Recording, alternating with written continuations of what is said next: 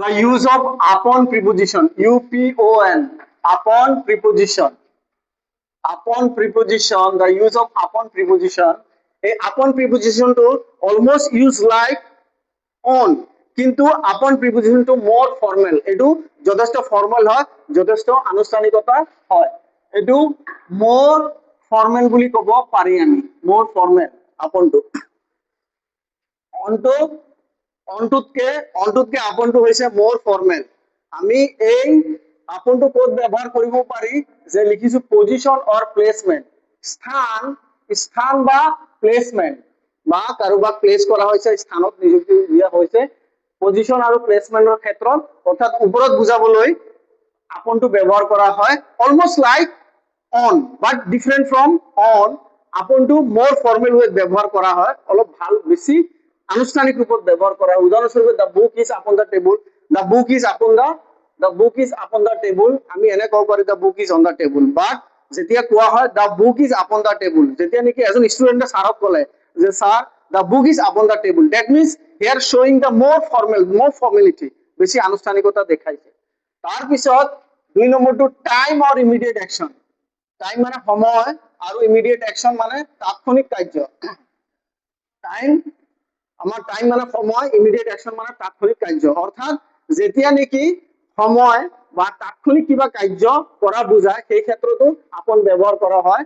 আমি লিখিছো যে অন এট দ্য টাইম, এইটো অন টাইমতো হ'ব পাৰে, এট দ্য টাইমতো হ'ব পাৰে, এট দ্য টাইমতো হ'ব পাৰে, বা হোৱাৰ লগে লগে, অৰ্থাৎ হোৱাৰ লগে লগে, হোৱাৰ লগে লগে, অন দ্য টাইম বা এট দ্য টাইমও হ'ব পাৰে।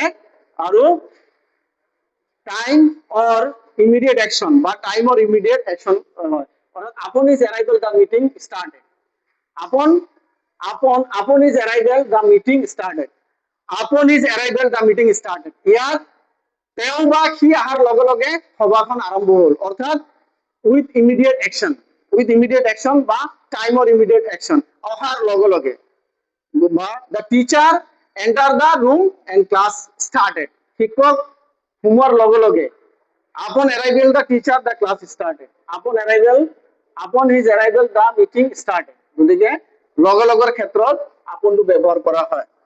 3 নম্বৰ লিখিছো মোশন, গতি উইথ ইম্প্যাক্ট, গতি উইথ ইম্প্যাক্ট, অৰ্থাৎ যেতিয়া নেকি কিবা এটা আমাৰ প্ৰভাৱিত কৰিবৰ কাৰণে গতি কৰে, সেই ক্ষেত্ৰত আমাৰ আপন প্ৰিপজিশনটো ব্যৱহাৰ কৰা হয়। যে আমি অসমীয়াত ক'ব পাৰো, জপিয়াই পৰা, অৰ্থাৎ জাম ইনটু, জপিয়াই পৰা, জাম অনটু বা ইনটু, ইয়াত অনটু হ'ব জপিয়াই পৰা, অর্থাৎ onto, onto, the cat jump upon the bed, the cat jump upon the bed, অর্থাৎ the cat jump upon the bed, অর্থাৎ মেকুৰীটো বিছনাৰ ওপৰত জপিয়াই দিছিল।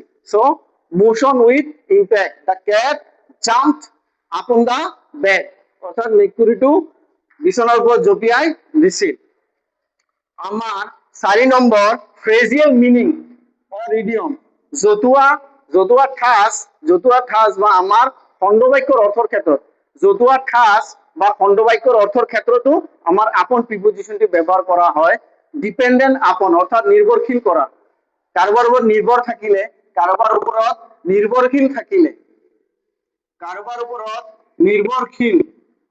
নিৰ্ভৰশীলতা বুঝাবলৈ ডিপেন্ডেন্ট আপন, ডিপেন্ডেন্ট আপন, কাৰোবাৰ ওপৰত নিৰ্ভৰশীল থাকিলে নিৰ্ভৰশীলতা বুঝাবৰ কাৰণে আপন প্ৰিপজিশনটো ব্যৱহাৰ কৰা হয়। লাইক উদাহৰণ দিব পাৰো, উই ডিপেন্ড আপন হিম, উই ডিপেন্ড আপন হিম, উই ডিপেন্ড আপন হিম, অর্থাৎ আমি তেওঁৰ ওপৰত মানে ভৰসা কৰিছো বা আমি তেওঁৰ ওপৰত নিৰ্ভৰ কৰিছো।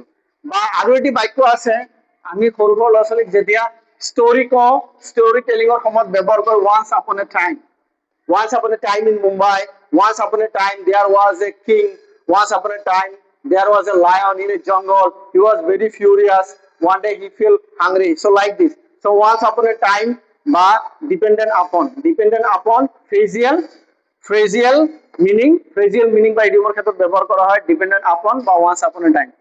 So viewers learner, আসলতে upon preposition is more formal than on, অনটো আমি যেনেকৈ সাধাৰণতে ব্যৱহাৰ কৰিব পাৰো, the book is on the table, the duster is on the table, the desktop is on the table, but upon to more formal, the desktop is upon the table.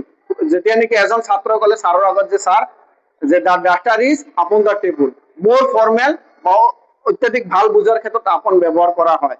বা আহাৰ লগে লগে on arrival, on his arrival the meeting is started, অহাৰ লগে লগে। বা আমাৰ motion with impact অৰ্থাৎ জঁপিয়াই পৰা, the cat jumped over the bed, গতিকে এনেকুৱা ক্ষেত্ৰত আমাৰ আপন প্ৰিপজিশনটো ব্যৱহাৰ কৰা হয়। সচৰাচৰ দেখা যায় যে আমি আপন প্ৰিপজিশনটো অলপ কমাই ব্যৱহাৰ কৰো বা কম আমাৰ ইউজেজ হয় in the grammar section or in our interaction or in our day to day life speaking and conversation. Thank you.